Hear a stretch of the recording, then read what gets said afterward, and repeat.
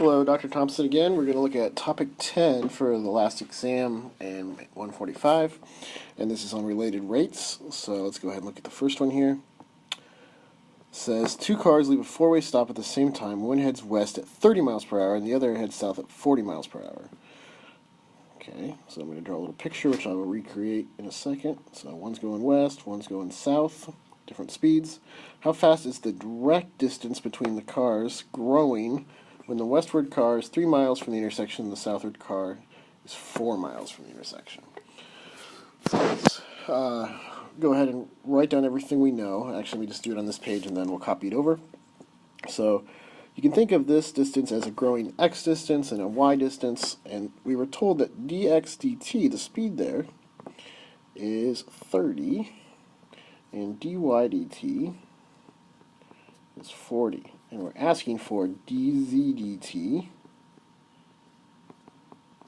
when x is 3 and y is 4. So we need to relate x, y, and z, which is this hypotenuse here. We're going to do that with the Pythagorean Theorem. So let's do that on the next page. So here's our picture again. Here's z, here's x, here's y. Let's write down on the side everything we know. Dx dt is 30, dy dt is 40, and we're curious about the moment when x is 3 and y is 4. So I need to know dz dt. So the way I relate these three guys is the Pythagorean Theorem, but I don't make x 3 and I don't make y 4 yet. Those are moments when those variables take certain values, but just like when you take a derivative, you don't plug the numbers in until after you take the derivative. So let's do that. Let's take the derivative with respect to time.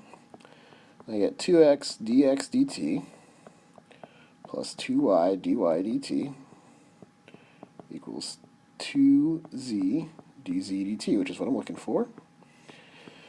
Now, I know all the numbers on the left side, and I need to know z, but if you use the theorem here, and you make, if you look up here, and you make x3 and y4, Pythagorean Theorem will tell you that z is 5. So let's plug in all those numbers. We can also cancel the 2's just to make our life easier. Everything has a 2, let's just cancel it. So this will be 3 times 30 plus 4 times 40 equals 5 times dz dt, which is what I need. Okay. So the left side is what? 90 plus 160, so 250. 5 dz dt, and let's divide by 5 to get 50 miles an hour for dz dt. Alright, that worked out nicely.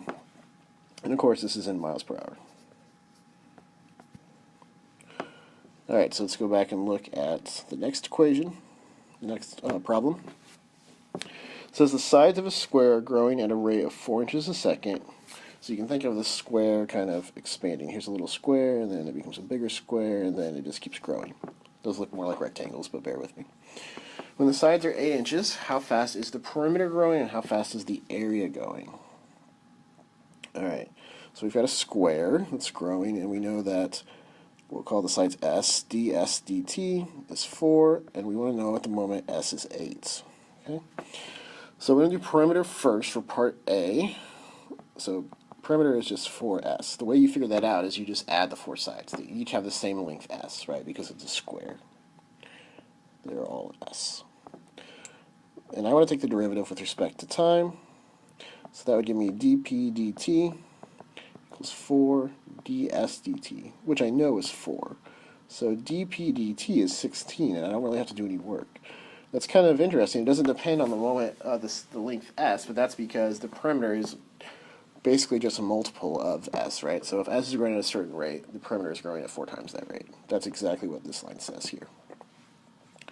Alright, so b, well, area is s squared. And if I take the derivative with respect to time, dA dt is going to be 2s ds dt, right, because that's not time. And ds dt is given to be 4, but I also know that s is 8. So when I put all that in, I get 2 times 8 is 16, times 4 is 64. And of course, 16 here was in inches per second for perimeter, and here this is inches squared a second. All right. Now let's look at the last problem here. So let's consider a box with a square box. I should say a square bottom. Sorry about that, guys. Square bottom. Write that.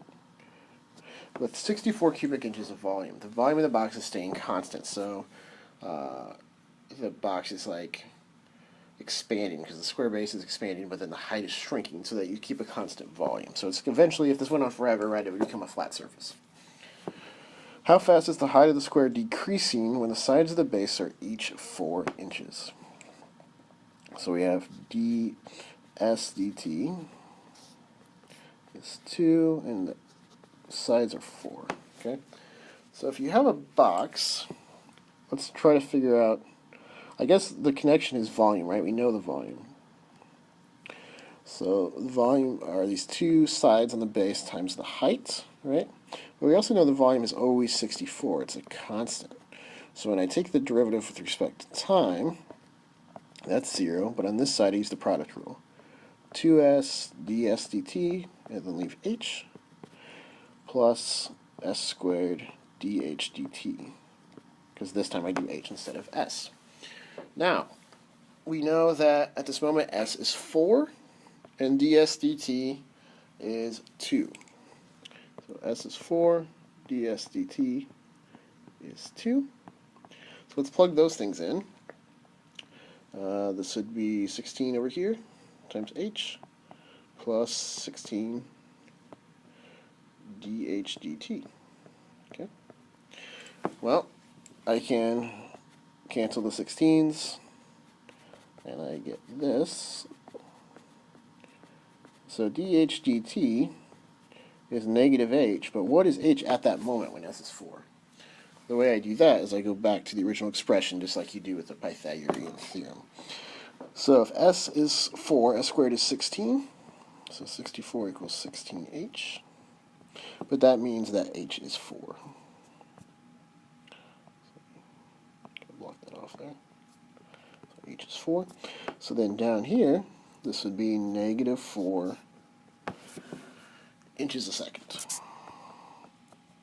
So I don't care if you leave the negative. If you were going to do this in Webb's sign or something, they would say it's decreasing at a rate of 4 inches per second, because they already said decreasing, so they wouldn't add that part of it. Either way, the rate is 4 inches a second. And that's it for related rates.